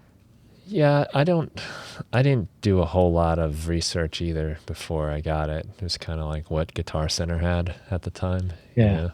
I Yep. got this guitar at a garage sale. Really great guitar from the 70s, and it was cool too because the guy, I was taking a run around the neighborhood and I saw a garage sale. And I stopped and I was like, "Oh, this guitar is cool. I'd give him like 250 for this guitar." And he's like 75. I'm like, "Really?" I'm like, Nice. "Awesome." And I got to talking to him. He's like, "Just give me 65." So I was like, "All right, cool. I just got to run home, get some money." And he ran back. And he's like, 60. He like haggled himself down for me. Right. But because it was so cheap, I didn't have a problem drilling that hole. Yeah. I'm so terrified to ever try to modify a guitar before that. So I had that Fishman, and it's been good, but it's not the same. And I don't know if anything would ever be the same as just the way the guitar sounds in real Depends life. what you want out of it too.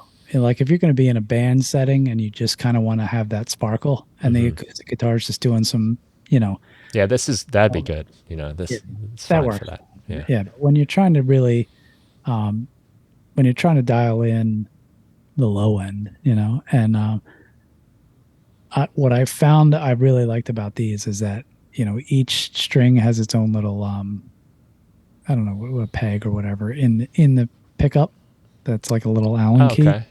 and so you can bring the bass up closer to the string and get more bass, or you can bring it down. You can drop the mids a little. So I just spent some time trying to like sort of dial them in, Hmm. and I do most of my like the LG2, the smaller Gibson is I always keep it in open tuning. It's like in an open E flat, and I'll do a lot of finger picking on that. Hmm. So it's the pickup is set up a little different, and then the J50 is my more kind of strummy guitar. So I kind of like cut some of the mids out there so it's not so honky. Hmm. It still sounds like an electrified acoustic guitar. It doesn't sound exactly like the guitar sounds in a room, but I think you just get to a point where you can live with it, right? Yeah. Add some reverb to it and just live with it because that's as good as it's going to get. Yeah, and there's the processing through the amp. That's a big factor. Do you tune to E flat? I do. I've No, got I've gotten a into that handful of. myself. I would tune to open D and then capo it, and I get sick of capoing it. So I just tuned to open E flat Hmm. and just leave it there. And the guitar seems to be pretty happy there. Hmm. They don't always like to be in open tunings. D is like not enough tension on the neck where the strings get a little what's the word, like slinky on you. Hmm. So E flat brings it up a little bit where it's got a little bit more tension, and I can lower my voice a half step to get close enough to where I wrote it, where it's not, still sounds reasonable. Hmm. There's compromise, but Right. Yeah, the last few years I've been tuning my guitars to E flat, and mostly so it's easier to sing. yeah, It's not quite as high. Um, but I do like that I can put heavier strings on. did you ever Um, try baritone guitar? I don't think I ever have. Oh, you should get one. I picked up a Dan Electro for like $400 off a reverb, and the low string is B, and then it goes E from there. And just it plays exactly, the chords are exactly the same position as on a standard guitar, but it just lowers everything. And then for me, my voice just sat so nicely with the baritone. Now the scale's 27 inches, so I it's like I'm trying to scratch a giraffe's head, when I'm playing it. So I can't really play it comfortably live. Mm-hmm. Um, but I just transpose the stuff I wrote on the baritone to play standard, and it's good enough. But I love to have just the baritone on the record and stuff. It just sounds like just so cool. It's like between a bass and a guitar, so it's Yeah. just that weird thing that people aren't used to, and it just happens. My voice is down in that range, so it just worked for me. And Hmm. it's a crappy guitar. It's made out of plywood, but I love it. It's so Hmm. cool. Is that on any of your songs that are on like SoundCloud?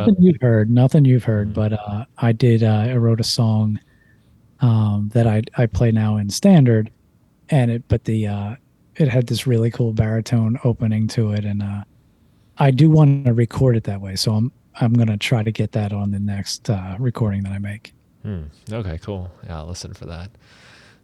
Yeah. So what is I just wanted to bring this up too because I just thought this was so cool that you made this point. And it's changed the way I look at it. You wrote this blog post on your site about why cassettes are so great. And the point you make is that, should I let you tell the story maybe? Just of this tape you Um, found? you want me? I can tell the story. Yeah. Yeah. I think you teed it up for me, so I can. The that I wrote that. I just sat down and wrote that after this happened. So I was digging through old tapes in my parents' basement, and I found one. It said tape from wedding, and it was in a bucket. It literally in a bucket with nails and like 10 other tapes.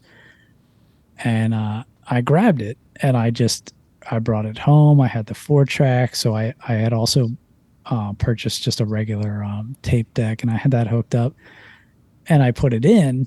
And so the band, let me set this up a little bit more. So my dad, when he got married, his dad, my grandfather, was a musician. He had a band, a jazz band. He played the accordion. There's a drummer, a guitar player, a singer, bass player. It might have been an upright bass. I don't remember exactly. But do you know those little Panasonic like shoebox tape decks? Yeah. Right. With So the speaker built in and you can record. exactly. So they stuck one of those at my parents' wedding in the middle of the room, just to they were trying to get more shows. So Uh-huh. they were making a demo, and so my parents were getting married. This thing was just recording the whole ceremony and the reception, and I found it in the basement. It was this cassette. It still worked. I played it front to back like twice, and then I could hear the tape starting to sort of like get caught up a little on the rollers and stuff. And so I hooked it to my mixer. I interfaced it into Logic, and I just dumped both 90-minute sides into Logic and captured it.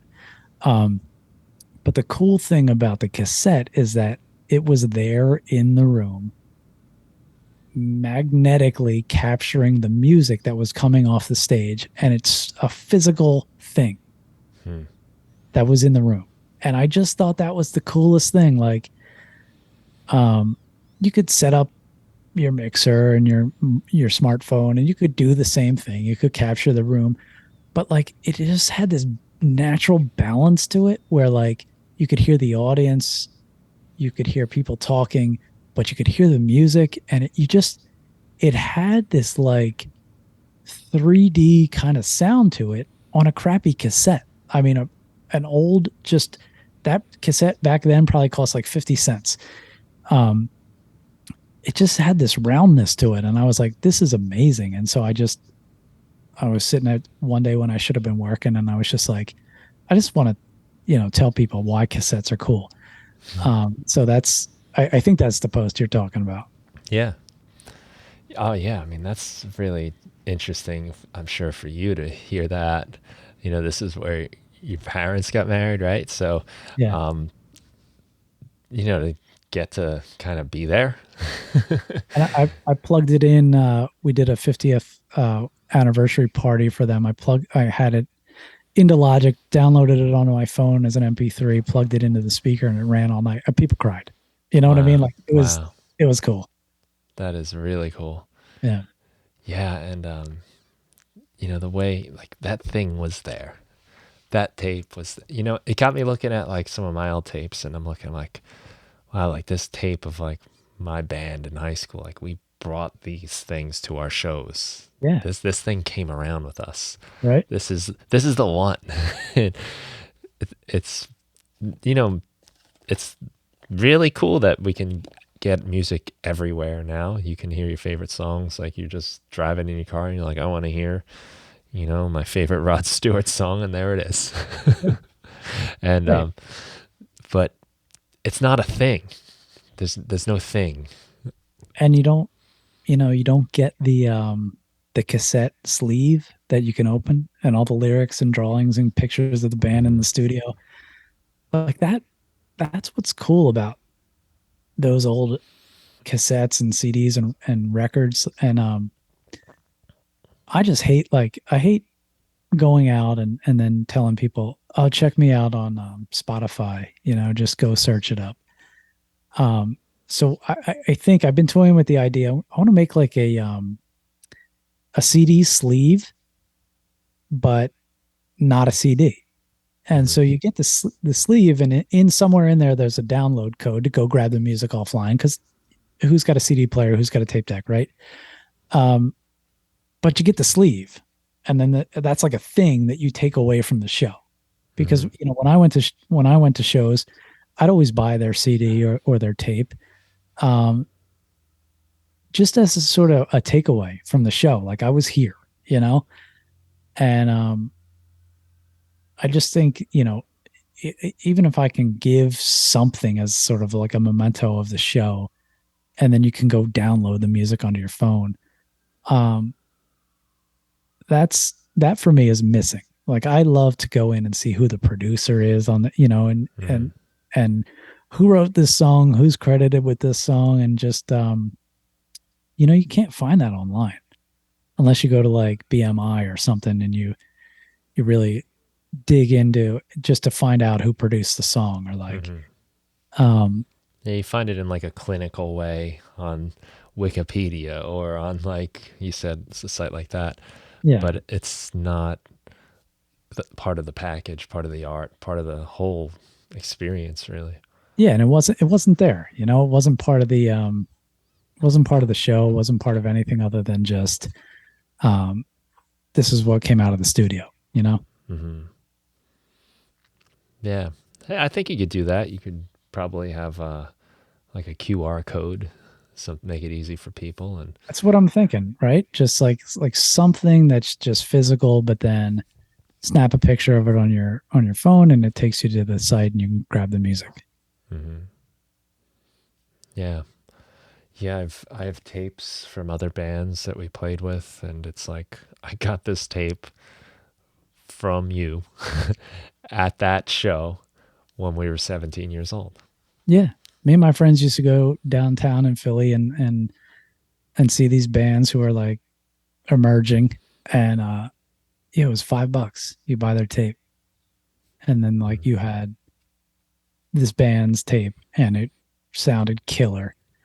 Um, and you had that thing. I kicked myself because I put all that stuff in my attic and then ended up just like throwing it out. And now I've Mm-hmm. gone back to like Discogs and wherever I can go to just rebuy these tapes that I used to have. Mm-hmm. Yeah, that's cool. And I think tapes, especially, like you took those around with you, you put them in your Walkman, and CDs. I guess towards the end, you could, I did have a CD player that I could hold and like go for a run with if I held Right. it upright, so it Yeah. wouldn't skip. But the Walkman, you just like attached to your hip or whatever, and Yeah. You get that little like sort of like wobble to it. Yeah, with That every kind of like stomp. work. Yeah. Yeah. We remember going to like in the mall, it was like Sam Goody or whatever, and there was Mm, just a wall of tapes, and you put the headphones on that yeah. 17 other people wore. You plug the tape in, you're like, oh, that's cool. I'm going to get it. And then you went out. And for me, it was my pickup truck. Put the tape in, listen to side A, listen to side B in the same album, right? Mm, In the way that the artist wanted you to hear it. Um, Not like, the Pandora, it's where you hear one song and it's like, you might like this. And you're kind of like, well, I kind of do, but I would love to hear this guy's album. mm. Um, and that was it. I drove around with a handful of tapes, and I, was Alice in Chains and all that kind of stuff. And side A, side B. All right. No, no, no. That's nostalgia for you, right? It sounds super cool to us kids today. Are just like, what even is that? Why waste that time? That sucks that you couldn't just skip to the next track. Yeah, right. I mean, it was amazing when we got CDs and you'd be like, oh, just skip that song. And you could get right. But, a record or a tape, you get a little more invested or something in the experience, because you Yeah, sort of have to monitor it because it's going to stop at the end of the side. And then you have to re-engage with it. yeah. And not maybe not every song was your favorite, but it just in order to get from track 3 to track 5, you just let it play. Mm. Yeah, the good old days, right? Yeah. Now everybody knows exactly how old I am. Hey, I'm glad I got to live through that. I'm glad I got to experience those different formats, and I'm glad I started. I, the shoebox recorder thing, like were some of the first recordings I ever made with my guitar, singing, yelling with friends. Yep. And I remember a buddy of mine and we would make these like silly, like stupid songs, mostly to actually play in our art class the next day to just see what we could get away with putting on. Like, we had a boom box in the art class, and sometimes like the other kids would put on this music. And we're like, what is this? Like they're just trying to be weird or something by Right. playing. I don't even know what they were listening to, but um, so we decided to make like a tape of our own. We're just gonna pretend we're like this band and make these like really crazy, just see what we get away with. Oh But yeah, we used to do that. That was awesome. we'd put it on and we'd give it up right away because we'd just be hysterical laughing. But we found like sometimes when we recorded the songs, they sounded like ferocious. It was like, wow, there's like so much energy. Then we'd record another one, and I guess based on where the tape was, where the record, it'd be like all weak sounding. Yeah. It taught me a lot about recording in that moment, like in that we were distorting the tape, we were overdriving it. Right. Yeah. We used to. You know what we did? We had. I had one of those little shoebox things, and my buddy had one, and we'd record guitar, and then we'd put them right next to each other, and hit play and record, and then do the vocals. So you kind of got like that Yeah, you'd overdub two sort of. track kind of. You got a chance to like overdub it. Um, which sounded like absolute garbage, but to us it was like magic. It was like Yeah. we're gonna do the guitar part and then sing over top of it. Yeah, you had those creative moments of genius. Like, hey, I got an idea. Right? Yeah, Yeah, we did that with his karaoke machine. We figured out we could sort of do overdubs. yeah, and everything's gone in an amazing direction. I mean, the technology we have now is great, and you can open up the most basic computer and have a full recording studio at Hmm. your fingertips. So like is that better? It is. I mean, there's no, yeah, the nostalgia is great, but having that ability is awesome. But I do feel like we were lucky to have that, to have that experience. And when and a 4 track was amazing, you get 4 separate tracks, and then if you bounce them down, you could get 7. Hmm. Yeah, and the whole time along the way, we were always wishing we had better. We were fully aware of how crappy it sounded. Yeah. But it and I think this is something you seem to be getting at in going back to 4-track stuff, is it forces you to come up with creative solutions instead of just, on the computer you can just keep adding stuff. Like if your song's not working, well, let's just add another thing to it. Let's try a new plugin. Let's put a sample in there, and you can just kind of keep testing things out. And I don't think it's a creative act to be scrolling through my 8,000 like kick drum samples, but to try to figure out, how do I get this one drum we have to sound okay? Like, what's something creative we can do? Yeah. Right. So if you have the thing in the room and that's what you have to work with, it's going to have a sonic signature and like sort of a character to it that the kick sample that came out of this amazing studio and was triple mic'd and all this beautifully balanced and compressed, like it's that going to sound good? It is. It's going to sound real good. But it's not going to have that character.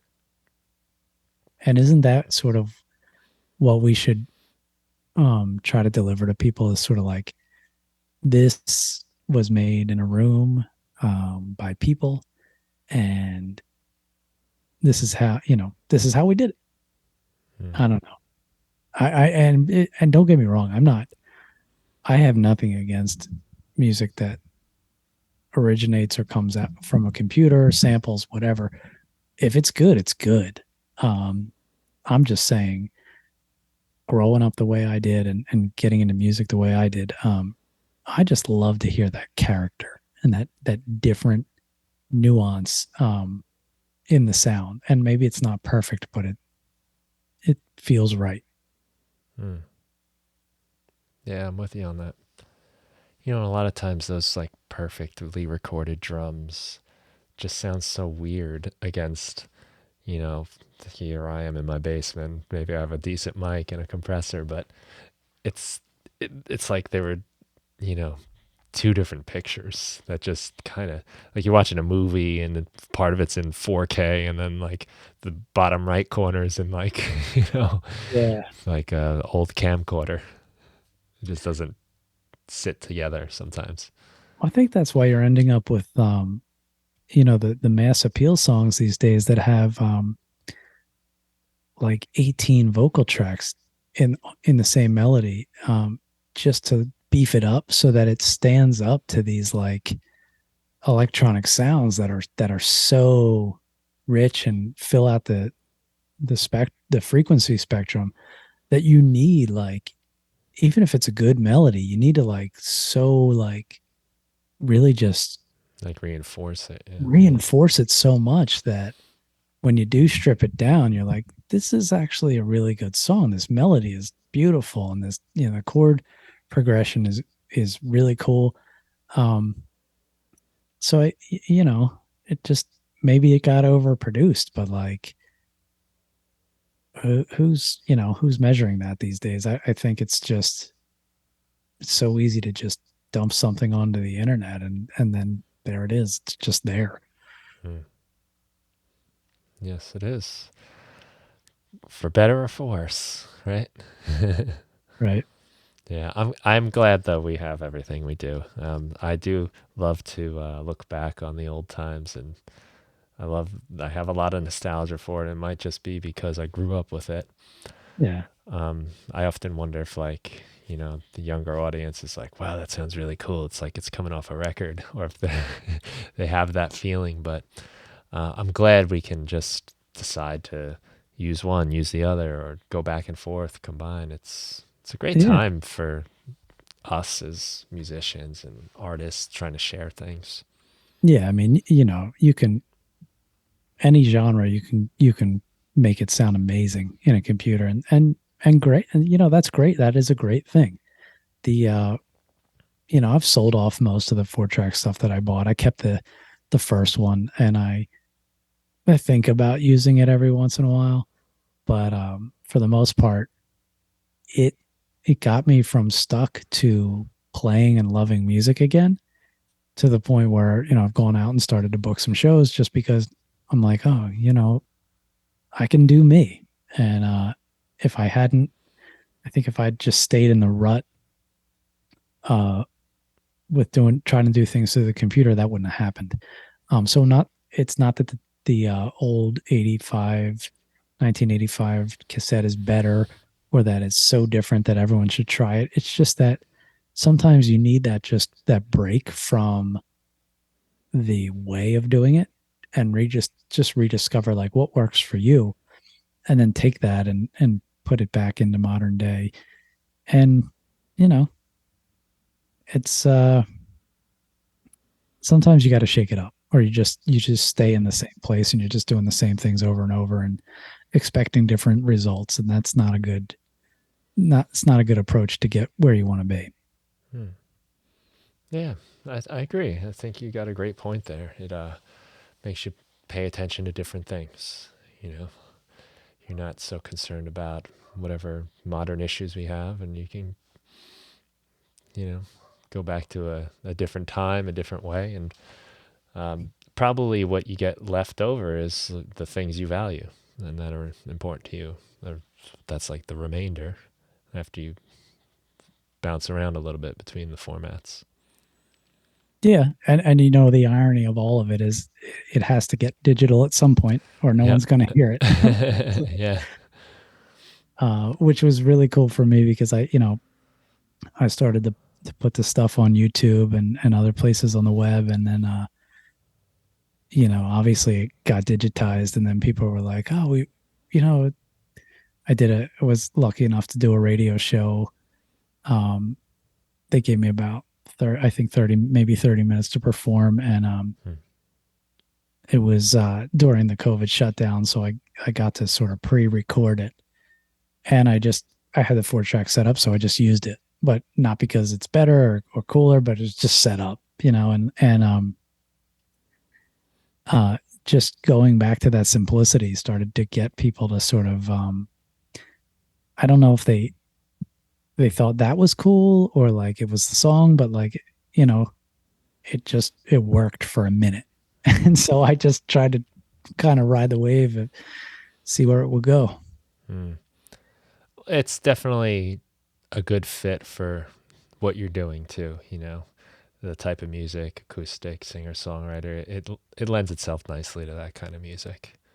You know, Yeah, so I can understand. I mean, I appreciate it a lot, and what ultimately drew me into your stuff though is like these are just really nice songs, just beautiful songs, and it didn't matter, anything else about it. That's always the bottom line. I think you said it earlier. It's something about a good song can outlive a bad recording, but um, I think they're recorded really nicely too. But that's the yeah. thing. Well, I The appreciate song. that. That's yeah. I mean that's amazing. A lot of the stuff is years and years old, and I just never let it out into the world because it wasn't perfect, and just to sort of go back and I don't know if this happens to you or other people, but like I cringe when I hear stuff that I recorded, and I'm like, oh god, that's so sibilant. Like those S's are piercing. Like how can anyone enjoy that? Um, and I wasn't expecting really any feedback, but people just started hitting me with these like comments, and they were just like, like we like this song, or I like this song, and I listen to it all the time, and like, um, I wasn't intentional. I kind of just that song was ready to go, so I threw it down on the 4-track, um, and people responded to it, and it just sort of filled me with this kind of like just gratitude that people could be so cool about it, and that people really do appreciate just music, Mm. however it is, however it's made, however it sort of comes into being. If someone likes it, then as an artist, you can't help but feel that little bit of like, oh my god, like someone likes my song, Yeah. and it's not my mom. Well, there's a beauty in the fact that as you said, you've kind of let yourself just kind of be more real and authentic, and that's what people are connecting with. Because I think a lot of times we'll produce things, we'll dress it up so people will connect with it and feel it. Hmm. The fact that you were able to take all that away and that's what struck people is, that's a good sign. That's cool. So maybe we could tell people where you like to send them to check out your stuff. So I do have exactly one track on Spotify, but it's under AR Meadows in the low end. The track is called Lantern. Um, you can check out the videos at on YouTube under Forever Four track. It's going to be, I don't really talk in them. The first one I did, and then I realized I hated hearing myself speak. So I just do these captions, and you can hear some songs there. You can also find me on Bandcamp under the low end. There's like six or eight people that call themselves the low end. So um, if you see a track called Lantern, that's me. And there might be, I don't know, might be four or five songs there. Um, and then yeah, hopefully I'm going to be recording some stuff in the near future and getting that stuff posted out there. And I have some shows locally in the area that I'll be putting up on the website. And I'd love, for anyone who's interested at all to just come out and check out a couple songs. Nice. I'll put all those links in the show notes. Awesome. I I listen to them on SoundCloud, so I'll put that up there too. Oh yeah, they're also there. Yeah. I forget where they are. You've scattered them a little bit, so that's good. Yeah. Um, are you gonna record the new stuff 4-track style again? No, I probably won't. Yeah. I have the digital mixer that goes to the SD card, and then I can just plop that in my laptop. Um, and so I've my mixing approach and recording approach is still very simple. But I probably will do it digitally so that it can just sound as good as it can. Because I want it to have a little bit of legs and be able to become sort of a master that I could produce some CDs or some digital upload it or whatever. But the I can't say for sure that I won't be using the 4-track, but I think just in terms of time and convenience, I'll find myself using digital stuff. Hmm. That's cool. I think you did some comparisons in some of your videos, right? Of kind of what they sound like next to each other. And I think even going through that's the Tascam mixer. That has a sound too. You know, Yeah, all those preamps and EQs and stuff. and the like people give a lot of praise to tape, and I bought a reel to reel machine. I've already sold it. I did one track on it. And then I started talking to some people who work on those things, and they say they're not supposed to add anything to the sound. Really, the purpose of any recorder is just to capture exactly what's being fed into it. And so I think a little bit of the tape um, bias, or whatever you want to call it, is kind of people just sort of assuming that it has this different quality to it, where I found that if I record something fully digital and put it in Logic and then slap a tape plug-in across the master, like it kind of gets some of that same tape kind of sound because the plugins are that good. Mm. And do I really care if it's going to sound a tiny little bit different or more compressed or rounder on tape? Not really. If the song works, it works, and however you record it, at the end of the day, is going to be fine. Mm.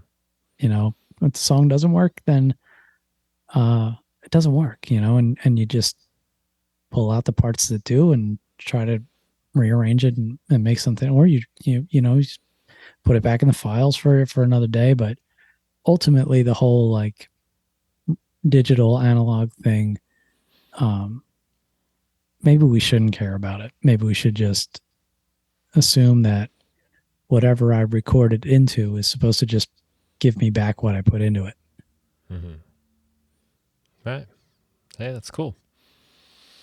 Yeah, you probably run into fewer problems anyway. Yeah, These things are always breaking and falling apart, and well, and my studio, which is really just a corner of the basement, is right next to the heater. So as soon as the temperature in Pennsylvania drops down and the heat kicks on, I've got like 2 minutes to record before the heater comes back on. So I need to I need to have it work and be, right. you know what I mean? Yeah, Ready to, gotcha. That's funny. So you're on a deadline. yeah. Maybe one day I'll go to a real studio and get somebody to do this. But for now, I love the whole process, you know. Hmm. Well, that comes through.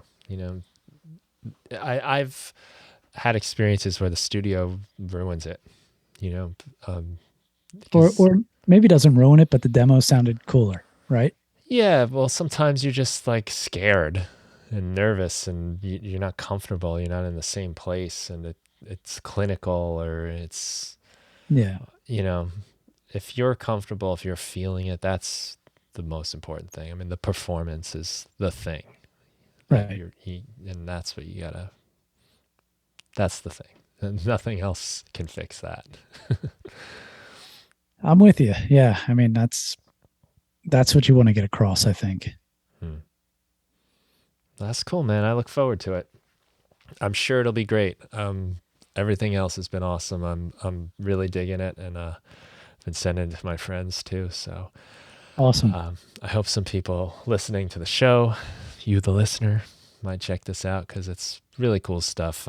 I watch a lot of YouTube and consume a lot of music in my travels, and this stuck out and caught my ear. And that particular night was just like, wow, what is this? This is awesome. So Well, I um, appreciate that, man. yeah, it's really cool stuff. So thank you for all that, and thanks for taking the time to talk. I had a great Well, time. yeah. Thanks so much for having me. This has been awesome. Yeah, my pleasure. And thank you for listening to the show.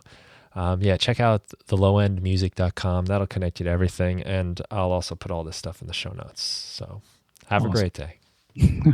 All right. I'll see you.